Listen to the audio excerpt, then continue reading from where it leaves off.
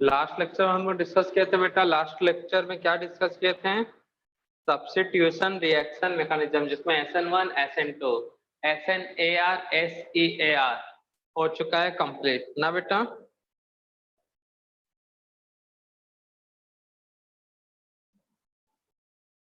Yes, sir. SNR का reactivity कब बढ़ेगा, मतलब SNR का रिएक्टिविटी कब हाई होगा बेटा? In the presence of withdrawing group. Minus R. हाँ minus R, in the presence of withdrawing group मतलब माइनस आर। और SEAR electrophilic substitution on aromatic compound, ये कब उसका होगा प्लस बेटा? आर से। Plus are.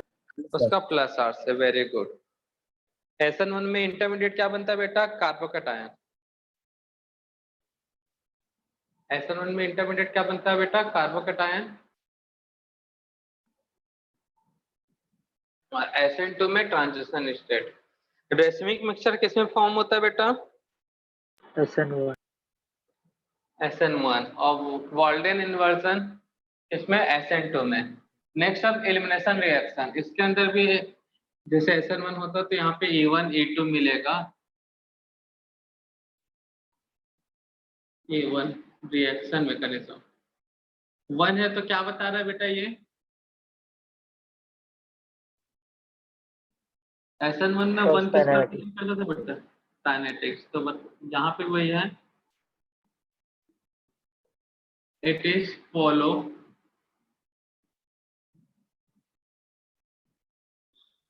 First order of kinetics. It is follow first order kinetics या chemical kinetics. Order of reaction हो जाएगा फर्स्ट। सेकेंड, SN1 में इंटरमीडिएट क्या बनता है बेटा? In this reaction carbocation form as a reaction intermediate. ठीक है ना बेटा? 1 है तो इसका रिएक्टिविटी, रेट ऑफ रिएक्शन किस पे डिपेंड करेगा बेटा? Rate of reaction depends on the, rate of reaction किस पे डिपेंड करेगा बेटा?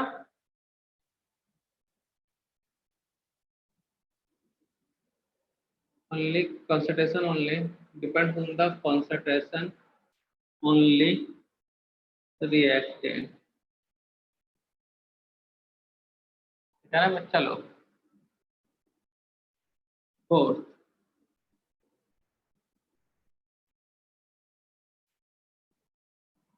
rate of, it is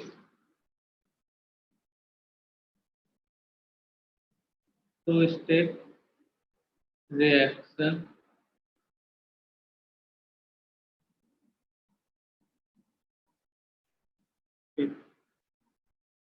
in this reaction more stable alkene form। सबसे important बात, this reaction mechanism, this reaction proceed in the presence of acid।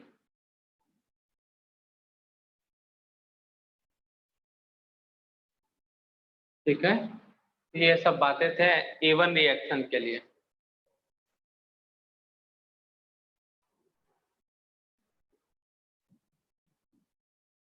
In the presence of acid.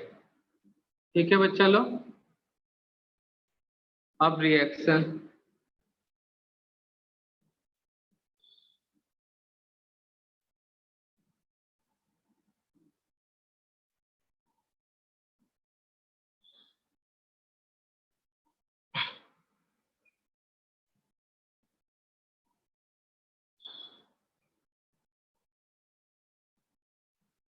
तो CH2OH acid मतलब HCl ले लो बेटा, यहां से मिलेगा alkene. ये रिएक्शन दिख रहा है बड़ा सिंपल सा, बट इसका मैकेनिज्म ऐसे नहीं है। पहले क्या बनेगा बेटा, कार्बोकैटायन, तो CH3CH2 फर्स्ट स्टेप में होगा प्रोटोनेशन।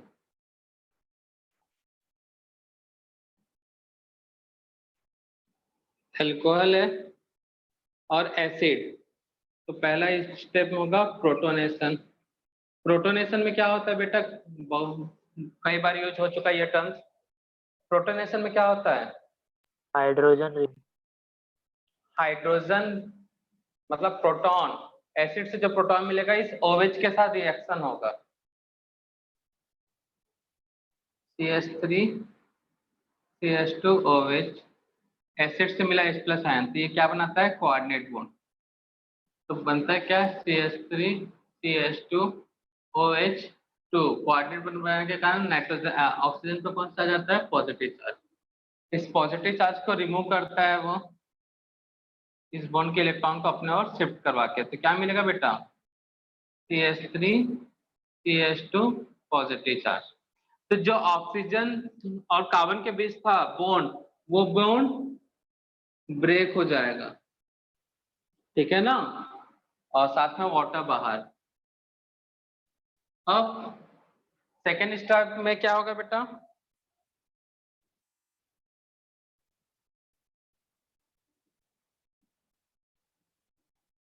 CH2 CH3 CH2, तो यहाँ पे जो चार्ज है उस चार्ज को मिनिमाइज करने के लिए कार्बन क्या करेगा, कहीं से इलेक्ट्रॉन का जुगाड़ करेगा बेटा। तो बस पता है एक ऐसा एलिमेंट है जिसका जब चाहे कोई भी यूज करके उसको भगा सकता है, कौन सा है बेटा, हाइड्रोजन। हाइड्रोजन। तो हाइड्रोजन के इलेक्ट्रॉन को लेके कार्बन यहाँ बना लेगा बॉन्ड, और ये हाइड्रोजन क्या हो जाएगा बेटा, H+ के फॉर्म में बाहर, ठीक है ना, H+ CH2 double bond CH2, ये H+, HCl ने H+ दिया था ना बेटा, तो यहाँ पे Cl- था, Cl- H+, तो बाद में HCl को मिल जाएगा, फिर से क्या बना लेगा, HCl।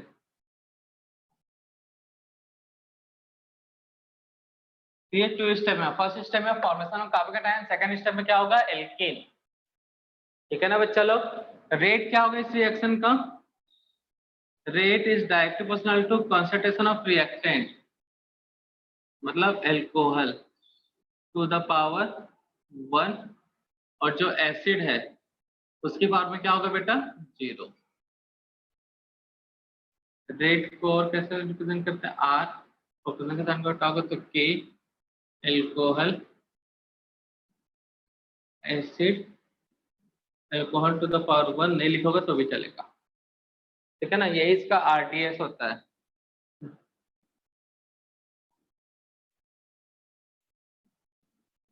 Separation of leaving group. तो यहाँ तक कोई तकलीफ है बच्चा लोग, तो इसमें याद क्या रखना है बेटा, फर्स्ट ऑर्डर काइनेटिक्स है, रिएक्शन इंटरमीडिएट क्या बनेगा, कार्बोकैटायन, किसका प्रेजेंस में होगा, एसिड, और सबसे स्टेबल एल्कीन बनेगा। यहाँ पे स्टेबल एल्कीन कैसे पता चलता है बेटा, स्टेबिलिटी ऑफ एल्कीन को एक्सप्लेन करने के लिए एक फैक्टर पढ़े हो आप इलेक्ट्रॉनिक इफेक्ट में,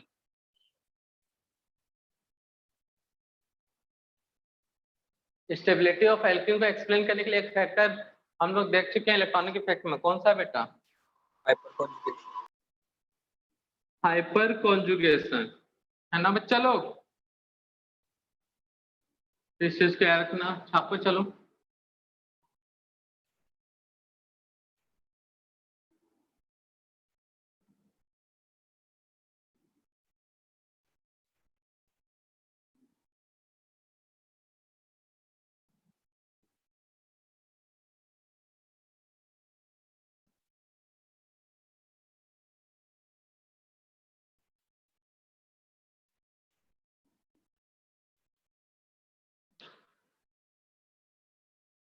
नोट कर लो या फिर देखिए लो।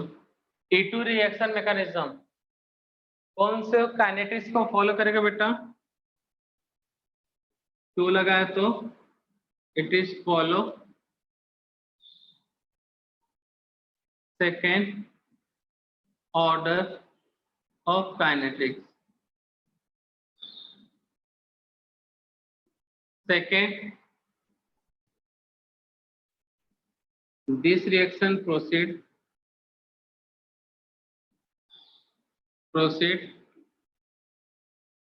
in the presence of base. यहाँ पे कोई इंटरमीडिएट नहीं है बेटा. No any intermediate reaction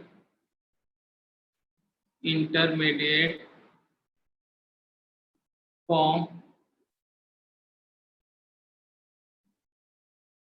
in this reaction. No any reaction intermediate form in this reaction.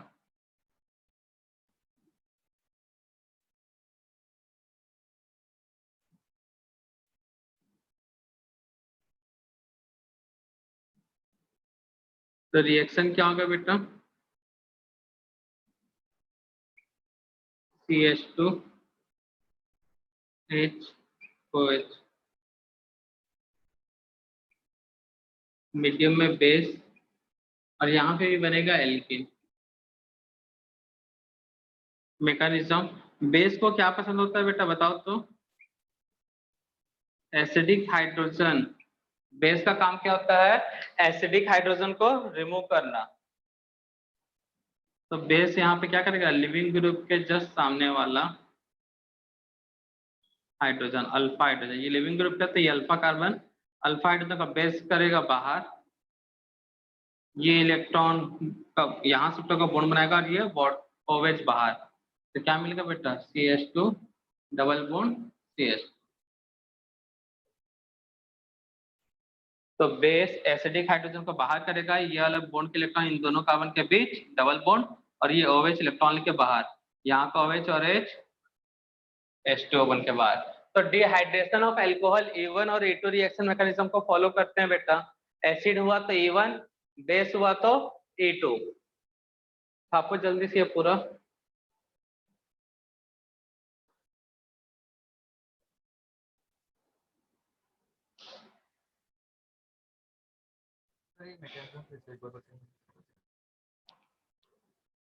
आवाज बहुत कम आ रहा है बेटा, क्या हुआ? कुछ बोल रहे थे? सर ये वाला मैकेनिज्म फिर से बताइए. बेस का काम है बेटा एसिडिक हाइड्रोजन को रिमूव करना. ब्रोस्टेन एसिड बेस कॉन्सेप्ट पढ़े होगे तो बेस प्रोटॉन एक्सेप्टर होता है बेटा. ये हाइड्रोजन निकाल लिया H+, यहाँ पे 2 इलेक्ट्रॉन है, बन गए बॉन्ड, तो बॉन्ड हो जाएगा 5, इसलिए OH इलेक्ट्रॉन को लेके बाहर, OH और यहाँ का H वाटर, और डबल बॉन्ड आ गया है कार्बन कार्बन के बीच.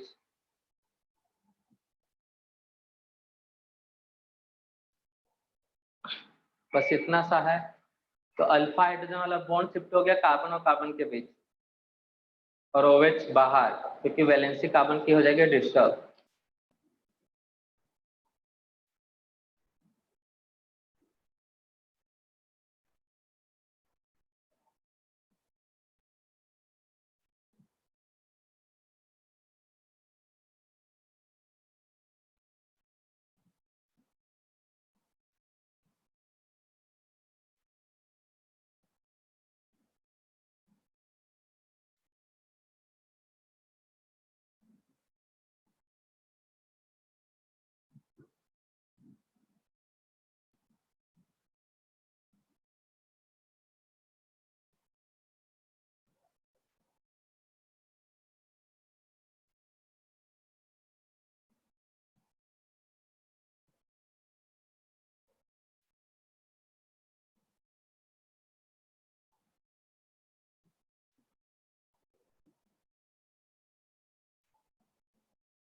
नोट कर लिया बच्चा लोग?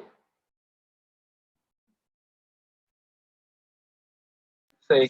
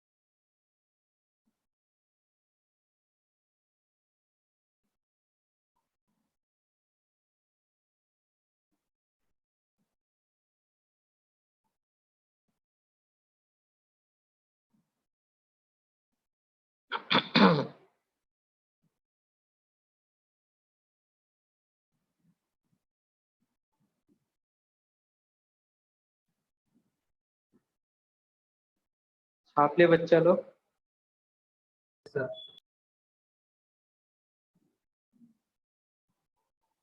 तो ये था A1 reaction and A2 reaction. Clear है बेटा? इसके प्रेजेंस में होता है A1 और इसके प्रेजेंस में होता है बेटा A1 एसिड और A2 बेस। याद रखना।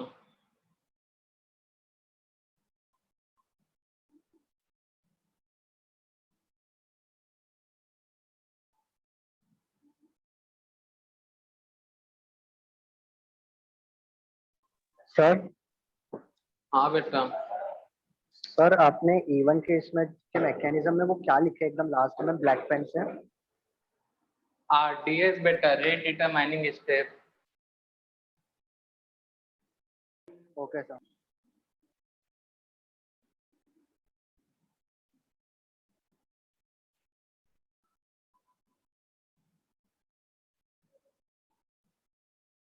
तो A1 हो गया, A2 भी हो गया, A1 से भी लास्ट है एलिमिनेशन में।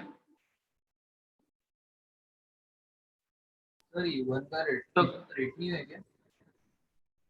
हाँ, तो रेट वही होगा ना, रिएक्टेंट रेट कहीं बना लेना, R equal to K, reactant जो भी alcohol to the power 1 base to the power 1।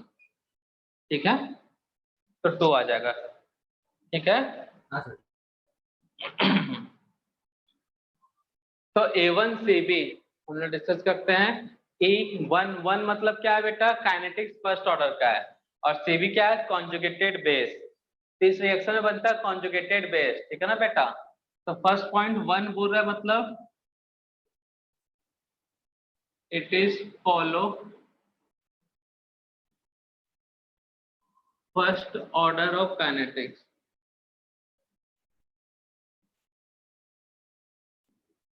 It is follow first order of kinetics. ठीक है। सेकेंड, ये 1 है तो इसका मतलब नहीं एसिड है, यहाँ पे भी बेस है बेटा। This reaction proceed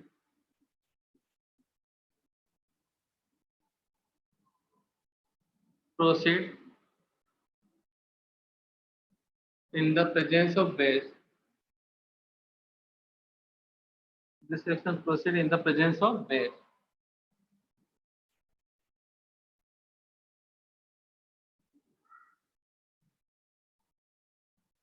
In this reaction, conjugated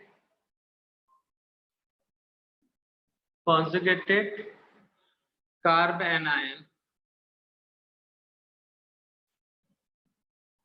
जो एक्चुअल में होगा क्या? कॉन्जुगेटेड बेस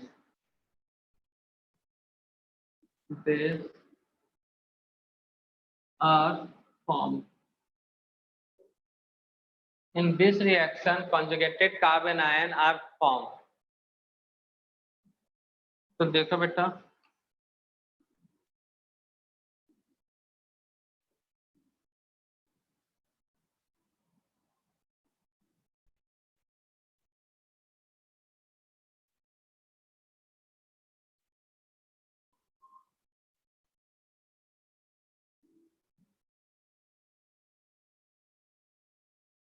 रिएक्शन में बेस ले लिया बेटा, तो क्या होगा? प्रोडक्ट बनेगा यहाँ पे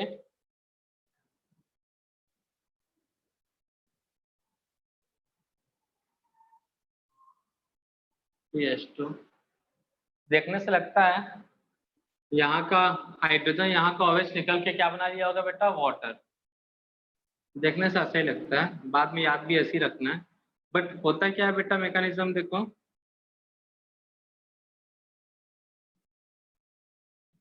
मैकेनिज्म में बेस लिया जा रहा था बेटा। बेस का काम क्या है?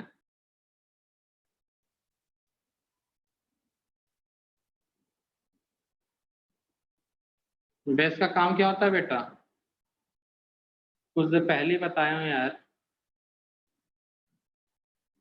बेटा याद रखा करो, एसिडिक हाइड्रोजन रिमूव करता है। ब्रॉन्स्टन एसिड बेस बोलता है बेस प्रोटॉन एक्सेप्टर होते हैं।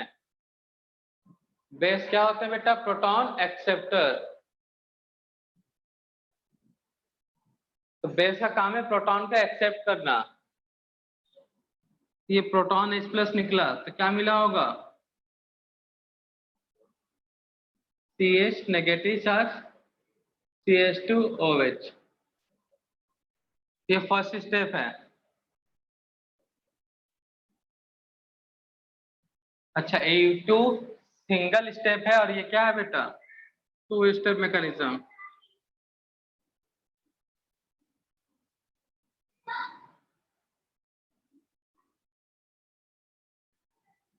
सेकेंड स्टेप में, अच्छा ये जो बना है वो कॉन्जुगेटेड है कि नहीं है बेटा, रिंग के साथ कॉन्जुगेशन में ना नेगेटिव चार्ज, ठीक है, तो ये भी कॉन्जुगेटेड है, नेगेटिव चार्ज है, बिहेव करेगा कैसा बेटा, H प्लस दिया है मतलब बेस बनाएगा ये, H प्लस इससे निकला है मतलब एसिड था, एसिड ने H प्लस दिया जो बेस ने लिया, और ये जो एसिड से H प्लस निकलता है तो वो कॉन्जुगेटेड बेस बनता है, इसलिए यहाँ पे CB टर्म्स यूज हुआ है, फिर कॉन्जुगेटेड बेस, ठीक है ना बच्चा लोग। अब देखो बाकी तो वैसे ही जैसे E2 में होता है CH2 CH2OH, ये नेगेटिव चार्ज है बेटा, यहाँ पे अटैक करेगा और ये OH बाहर, क्या मिलेगा बच्चा,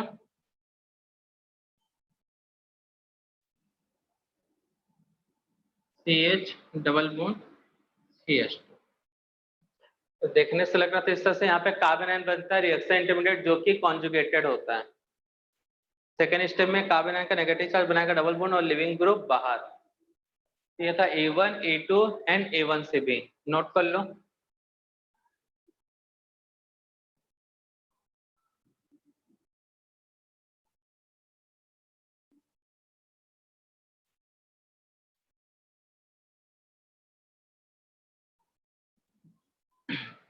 तो याद रखो बेस का काम होता है एसिडिक हाइड्रोजन को रिमूव करना।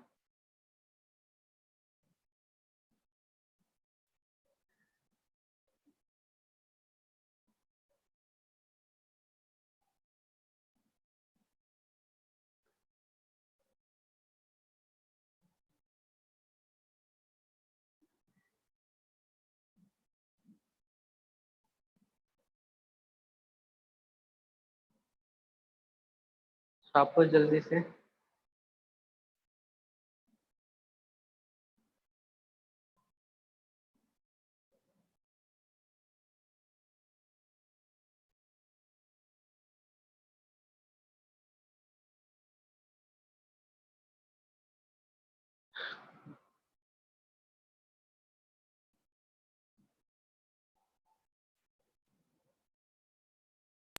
तो एक बार सेकंड स्टेप बताना। बेटा नेगेटिव चार्ज है, दिख तो रहा है यार, ये नेगेटिव चार्ज इन दोनों के बीच आ गया, डबल बॉन्ड। अब बेटा मत बाहर निकालो, जाओ ऐसे रहने दो। तो बेटा देखने से नहीं लगता कार्बन की वैलेंसी डिस्टर्ब हो रहा है, इसलिए लिविंग ग्रुप OH है, बाहर हो गया। कुछ थोड़ी है बेटा, नेगेटिव चार्ज मतलब 2 इलेक्ट्रॉन, एक कार्बन का और एक कहीं से मिला होगा, 2 इलेक्ट्रॉन काफी है बॉन्ड बनाने के लिए, तो पाई बॉन्ड का कैरेक्टर आया, OH बाहर हो गया, ठीक है। और Yes, कुछ sir. थोड़ी हुआ बच्चा, पहले A2 में क्या होता था बेटा, इस तरह से नेगेटिव चार्ज नहीं बनता था, बेस इसको बाहर निकालता था, ये बॉन्ड यहाँ शिफ्ट होता था और OH बाहर, बस यहाँ पे इंटरमीडिएट बन गया, मतलब 2 स्टेप में हो गया। पहले सिंगल स्टेप मैकेनिज्म था, अब 2 स्टेप मैकेनिज्म हो गया। सर वो सेकंड स्टेप में CH होना चाहिए ना, फिनाइल के बाजू वाला कार्बन पे। इसके कार्बन पर सेकंड स्टेप में फिनाइल के बाजू वाले कार्बन पे CH होना चाहिए ना, जिसपे नेगेटिव चार्ज है। CH होगा।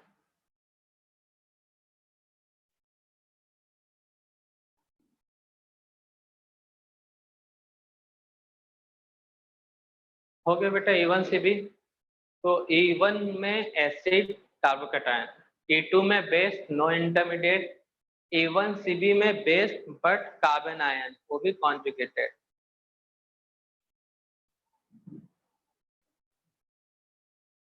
ये कॉन्जुगेटेड बेस है, इसलिए इसका नाम पड़ा A1CB। अच्छा, SN1 SN2 पढ़ाया होगा, तो इन्वर्जन क्यों मिलता है बेटा? SN2 में इन्वर्जन क्यों होता है?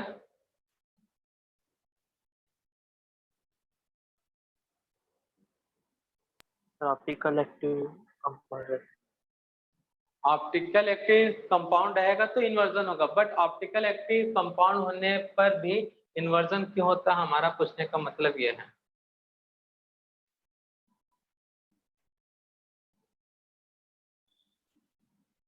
ऑप्टिकल एक्टिव है तो इन्वर्जन हुआ तो क्यों हुआ, बताया गया है बेटा क्लास में।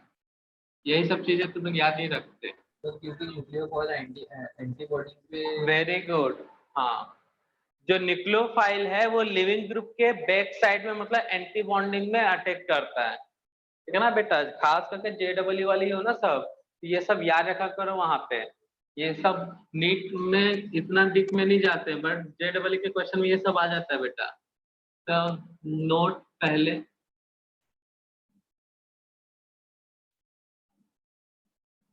ये आपके एडवांस के लिए काम आएगा, स्टीरियो केमिस्ट्री ऑफ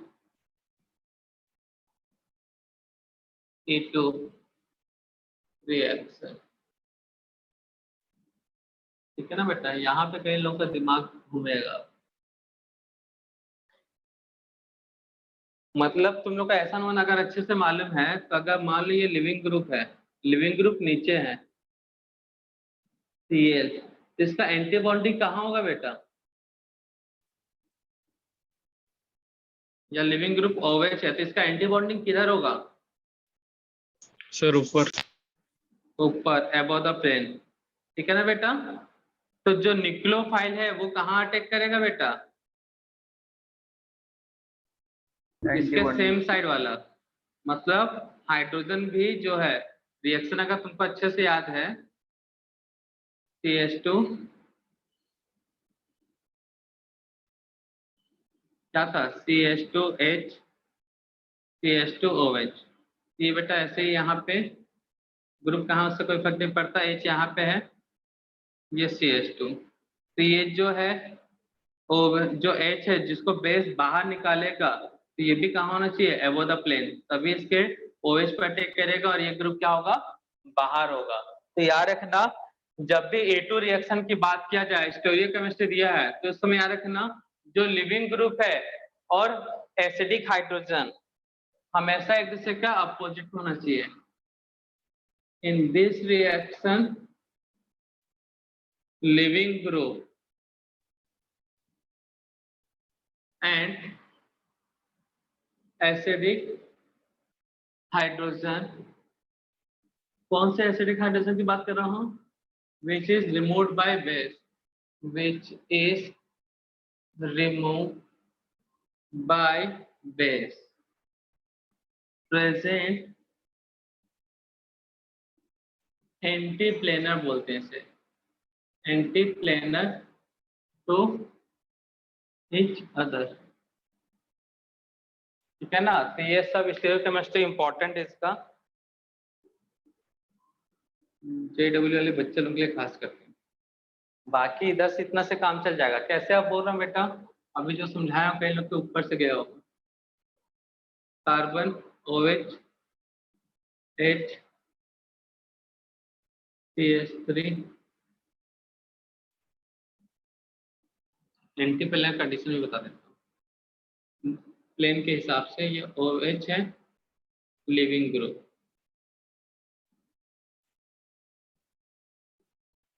यहाँ पे H एसिडिक हाइड्रोजन,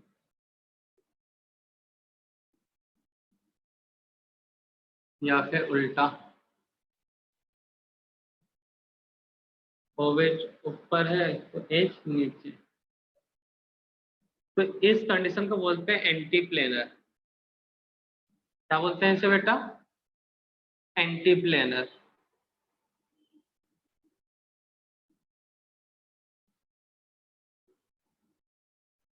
इस कंडीशन में रिएक्शन होगा, याद रखना।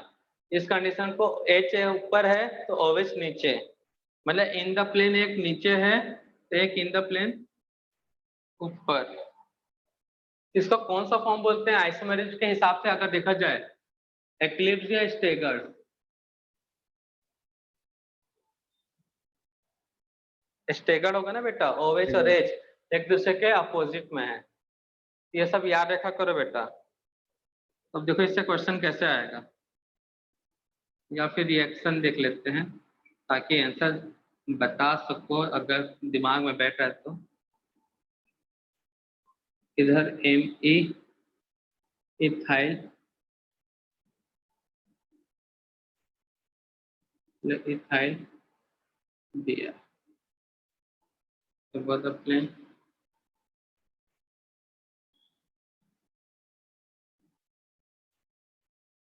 दिया मतलब मिथाइल, ठीक है। तो यहाँ पे बेस हम लोग लेंगे तो पूछेगा प्रोडक्ट क्या होगा, ठीक है ना। तो देखो ऑप्शन क्या दे देगा, कार्बन कार्बन के बीच सबमिट तो डबल बॉन्ड आएगा ही, दो ही ऑप्शन बना रहा हूँ क्योंकि दोनों में से कोई एक आंसर होगा। इथाइल दोनों अपोजिट साइड में होंगे, मिथाइल भी, या तो दोनों इथाइल सेम साइड में होंगे, क्योंकि इससे रिएक्शन से तो यही मिलेगा ए और बी में से कोई एक। इसमें प्रोडक्ट कौन सा होगा ये देखना है। अगर स्टीरियोकेमिस्ट्री नहीं दिया रहता तो एल्कीन था कोई से भी बना देते हैं, बट यहाँ पे स्टीरियोकेमिस्ट्री दिया हुआ है तो उसके कारण एक सीस और ट्रांस दो ऑप्शन है, तो दोनों में से कोई एक फाइंड आउट करना है कौन बेस्ट आंसर, मतलब कौन करेक्ट आंसर है। तो तुक्का लगाओ बेटा, कितने लोग ए के साथ हैं, किसको लग रहा है ए होगा, किसको लग रहा है बी होगा, देखते हैं किसका तुक्का लग जाता है।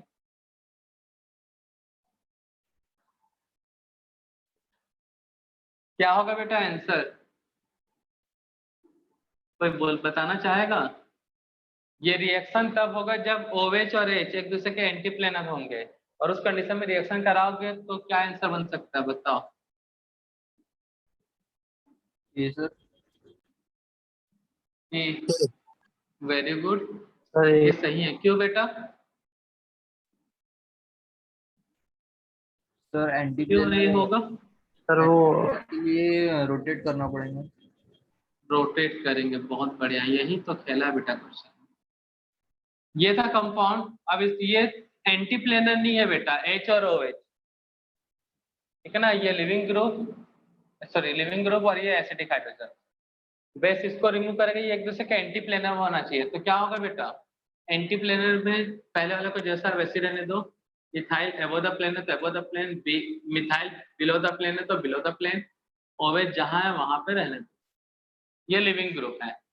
अब हमको H को कहाँ ले जाना है बेटा, ऊपर। तो मुझे बताओ एबो द प्लेन और बिलो द प्लेन में कौन से ग्रुप आएंगे, रोटेशन का ट्रिक बताया था ना बेटा, दो ही लोकेशन है बेटा, ये एबो द प्लेन में है तो एबो द प्लेन में रहेगा क्या, नहीं, ये बिलो द प्लेन में है तो कहाँ जाएगा बेटा, एबो द प्लेन। इस कार्बन को मैंने ऐसा घुमाया, H ऊपर गया तो जो आगे एबो द प्लेन में वो बिलो द प्लेन में, और जो बिलो द प्लेन में है वो एबो द प्लेन में। अब देखो एंटी कंडीशन हो गया कि नहीं हो गया, सर वो हाँ। तो बेस का काम क्या है बेटा, एसिडिक हाइड्रोजन को रिमूव करना।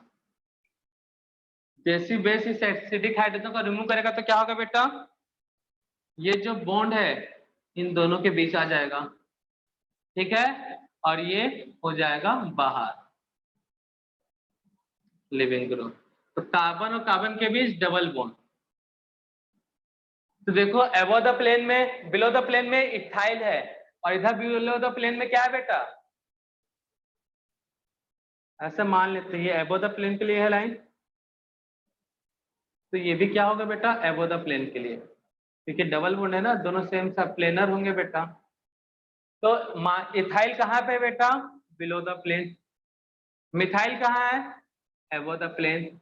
इस कार्बन पे एबो द प्लेन में क्या है बेटा, इथाइल, इस कार्बन में क्या है, मिथाइल। कहने का मतलब क्या है बेटा, इथाइल एक दूसरे के ट्रांस में होंगे और मिथाइल भी एक दूसरे के किस में होगा, ट्रांस में।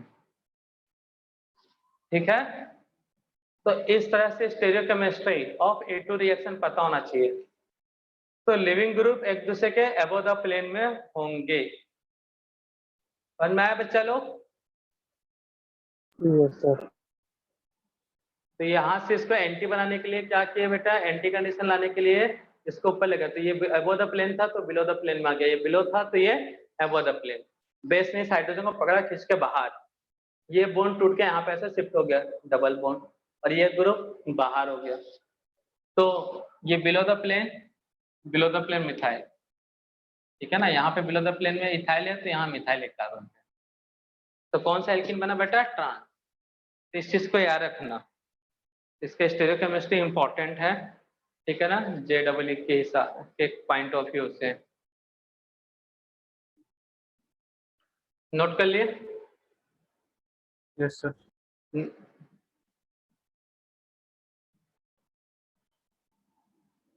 अब एक और आता है बेटा सेकंड पॉइंट, इसमें नहीं मैंने बताया, एल्किन यहाँ पे दो टाइप के बनते हैं, एक स्टेबल और एक unstable.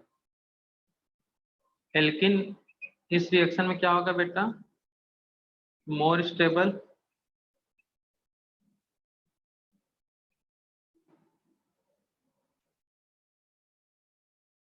List stable.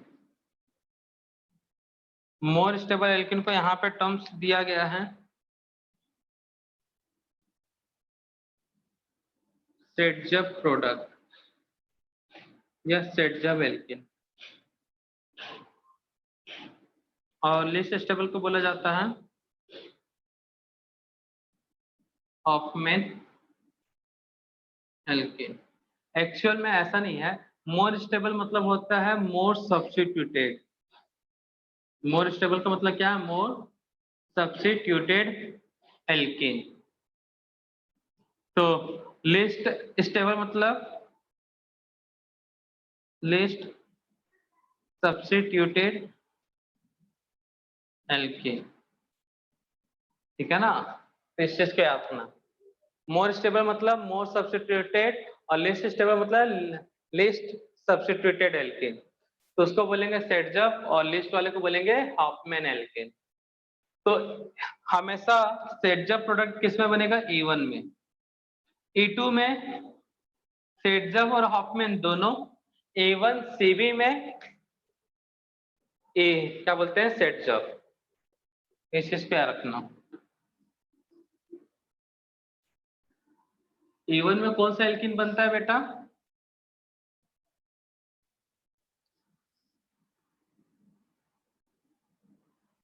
A1 reaction में मैक्सिमम पॉसिबिलिटी है सेटजब एल्किन होगा मेजर प्रोडक्ट, या मेजर माइनर यूज होता है। तो मेजर प्रोडक्ट सेटजब बनेगा दोनों, लेकिन ये ज्यादा स्टेबल होगा सेटजब, मेजर प्रोडक्ट ज्यादा रेशियो में बनेगा। E2 में सेटजब एंड हॉफमैन, सेटजब भी बनेगा और क्या बनेगा, हॉफमैन एल्किन। इसमें कुछ कंडीशन है, स्मॉल बेस के प्रेजेंस में सेटजब बल्कि बेस है, A2 A1 CB में सेटजब, चाहे बेस कुछ भी हो। कोई कुछ बोल रहा था बेटा, तो ये सब याद रखना है बेटा। A1 CB में कंफ्यूजन होता ही नहीं, क्योंकि एक ही कंडीशन रहता है, कॉन्जुगेटेड कार्बन आयन बनेगा, उसी के थ्रू बाजू वाला कोई लिविंग ग्रुप हटेगा। नोट कर लो बच्चा लोग सबको। ये था एलिमिनेशन रिएक्शन मैकेनिज्म।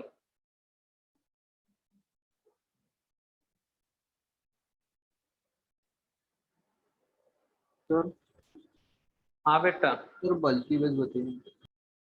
बल्कि मतलब बड़ा बेस, जिसका साइज बड़ा हो बेस, ऐसा बेस बल्कि बेस होगा। तो रिएजेंट में हम बेसिक रिएजेंट करवाएंगे तो वहां पता चल जाएगा किसको बल्कि बेस बोलते हैं, किसको स्मॉल बेस में लिया जाएगा। ठीक है ना?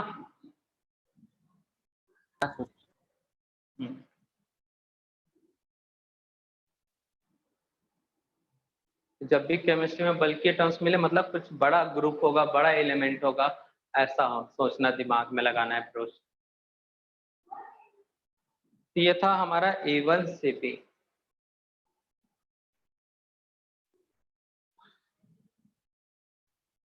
नोट कर लिया बच्चा लोग?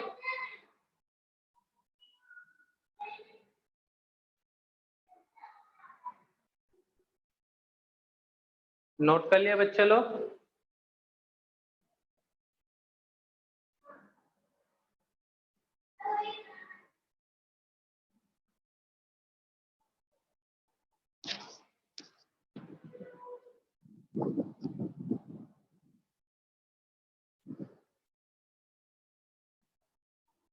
नोट डाउन किया बच्चा लोग?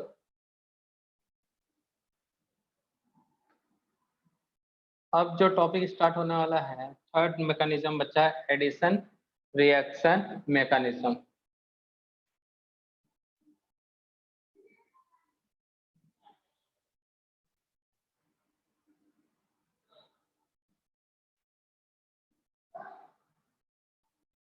तो ये इसमें 2 टाइप्स का होता है बेटा, in the presence of electrophile.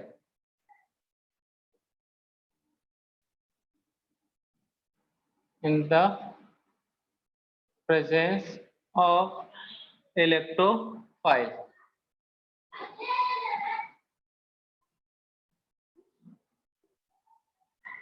बस एक लाइन याद रखना है बेटा, ठीक है ना? काइनेटिक्स नेटिक्स इसके बारे में कुछ नहीं ज्यादा पढ़ना है। In the presence of electrophile बोला मतलब reaction carbocation form as a carbocation formed as a reaction intermediate। ठीक है? Second, reactivity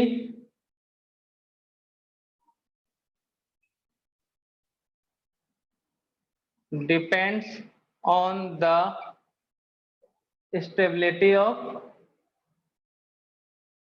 carbocation. तो बेटा मैंने बताया था एक इलेक्ट्रोमेरिक इफेक्ट वाला टॉपिक, याद आ रहा है बेटा?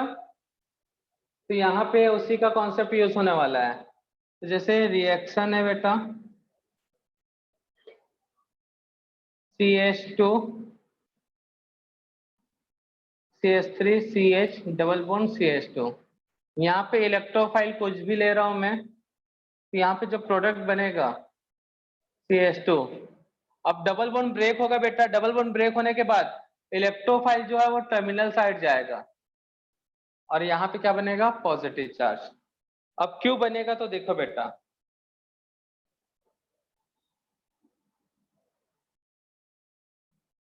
दो कंडीशन है, इसी कंपाउंड को 2 टाइम्स ले लेता हूं। दोनों कंडीशन अपने दिमाग में बनाना है, मतलब कॉपी में नोट कर लेते हैं अभी। देखो यहाँ पे इलेक्ट्रोफाइल है बेटा, तो इलेक्ट्रोफाइल है और पाई बॉन्ड है, तो इलेक्ट्रोफाइल के प्रेजेंस में पाई बॉन्ड का शिफ्टिंग क्या कहलाता है बेटा? The shifting of pi bonded electron in the presence of electrophile is called, क्या कहलाता है बेटा? Electromeric effect. तो यहाँ पे इलेक्ट्रोमेरिक इफेक्ट होगा, ये कार्बन पे शिफ्ट होता है, तो क्या मिलने वाला है हमको? CH3 CH CH2 negative charge और इस कार्बन पे आएगा पॉजिटिव चार्ज। नेक्स्ट वाले में मैं शिफ्टिंग करा रहा हूँ ये बीच वाले कार्बन पे। यही 2 पॉसिबिलिटी है यहाँ पे, या तो इस कार्बन पे नेगेटिव चार्ज तो इस पे पॉजिटिव चार्ज। तो यहाँ पे शिफ्ट हो रहा तो नेगेटिव चार्ज पॉजिटिव चार्ज। ठीक है ना बेटा? आगे इलेक्ट्रोफाइल रिएक्ट कर लेगा बेटा और क्या बनेगा बेटा बताओ? CH3 CH CH2 electrophile positive charge, CH3 CH2 electrophile, sorry बीच में इलेक्ट्रोफाइल है और टर्मिनल पे पॉजिटिव चार्ज। तो मुझे बताओ यहाँ पे कार्बोकैटायन कौन सा है बेटा फर्स्ट वाले में? फर्स्ट वाले में कार्बोकैटायन कौन सा है, प्राइमरी या सेकेंडरी?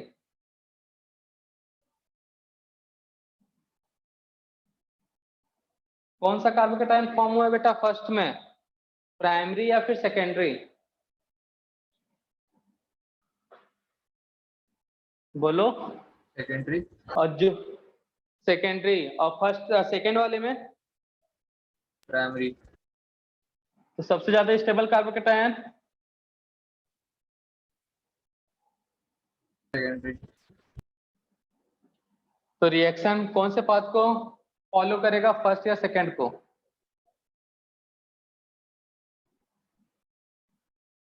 किसको फॉलो करेगा बेटा?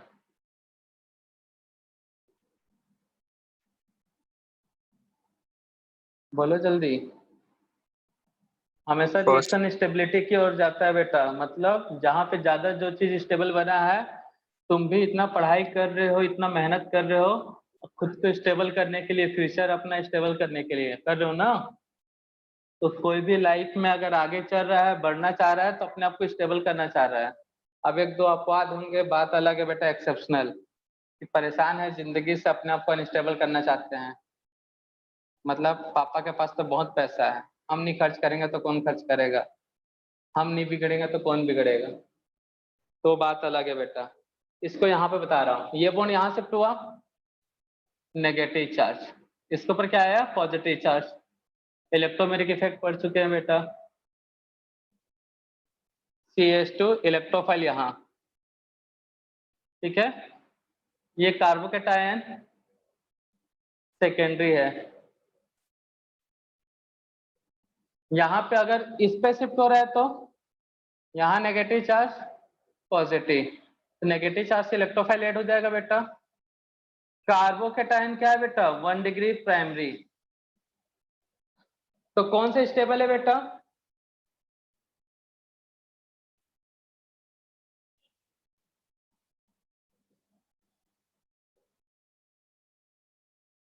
First path where carbocation is more stable.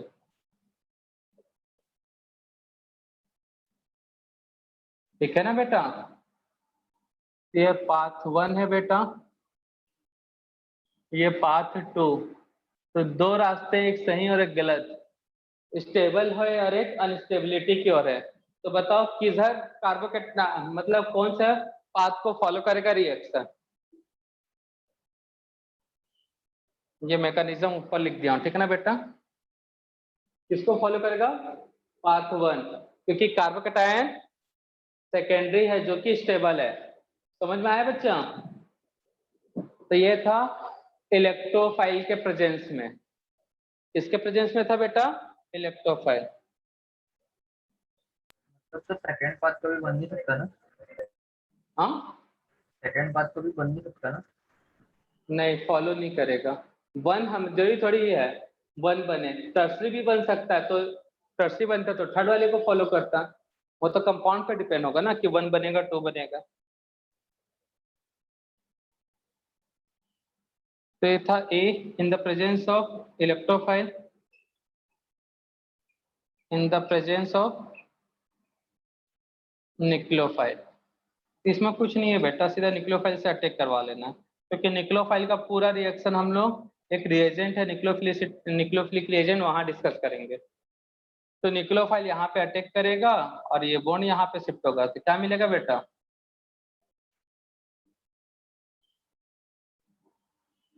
Negative charge, और इसके साथ मैकेनिज्म होता है कंप्लीट।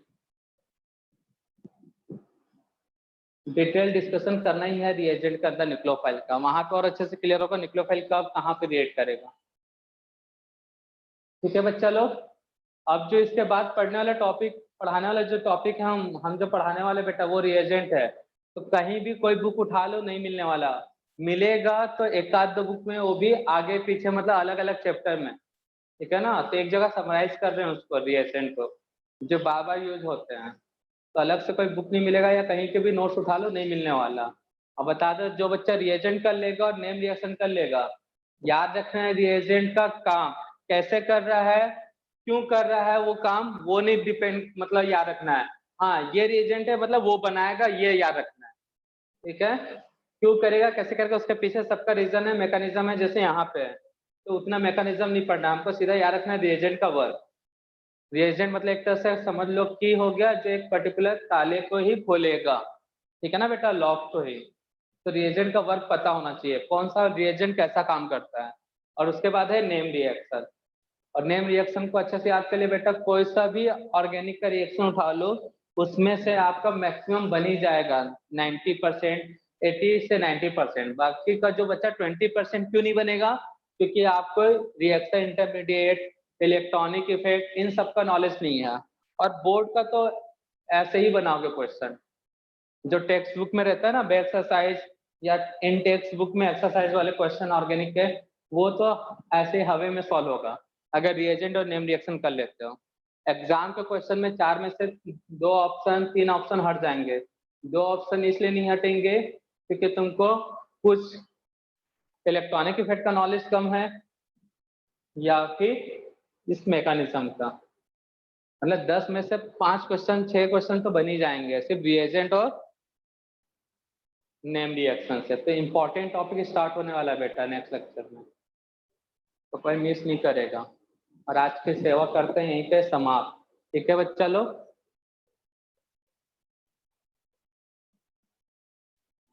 बाय सभी को बेटा। Bye sir. बाय बच्चा लोग।